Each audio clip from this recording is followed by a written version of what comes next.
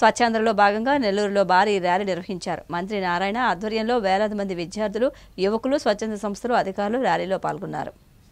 స్వచ్ఛాంధ్రలో భాగంగా నెల్లూరులో భారీ ర్యాలీ నిర్వహించారు. మంత్రి నారాయణ ఆధ్వర్యంలో వేల మంది విద్యార్థులు, యువకులు, స్వచ్ఛంద సంస్థలు, అధికారులు ర్యాలీలో పాల్గొన్నారు.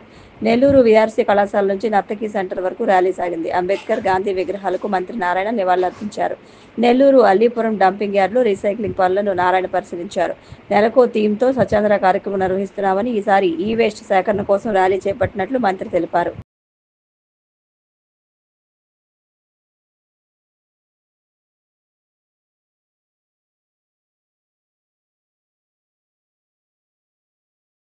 భారత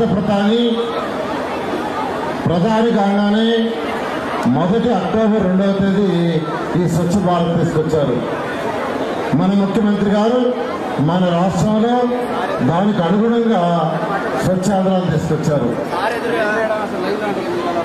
ఈ స్వచ్ఛాంధ్రలో ప్రతి నెల మూడవ శనివారం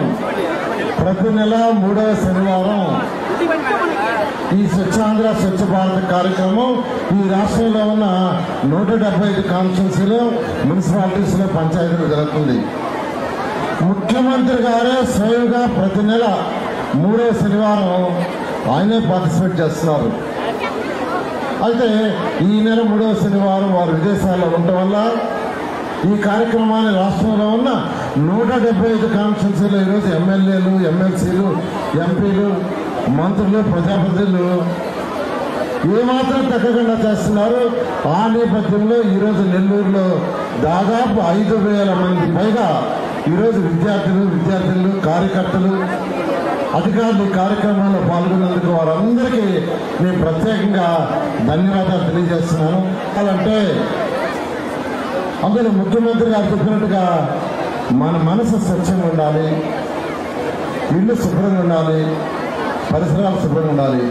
పరిసరాలు శుభ్రంగా ఉంచే బాధ్యత మున్సిపాలిటీస్లో, పంచాయతీలు.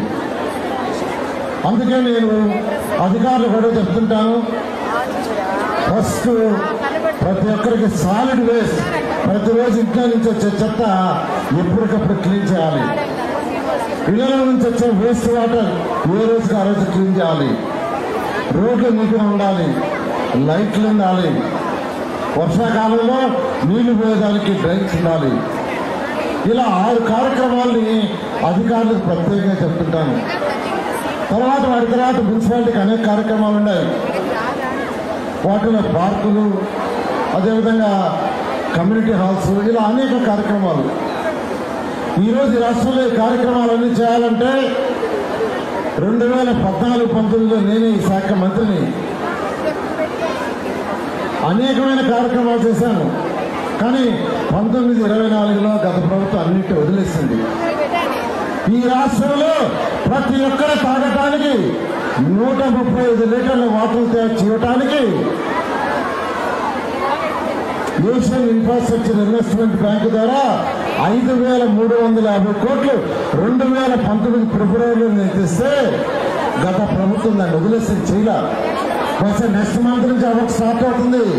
ప్రతి ఒక్కరికి 2029 కల్లా తాగటానికి 135 లీటర్లు వాటర్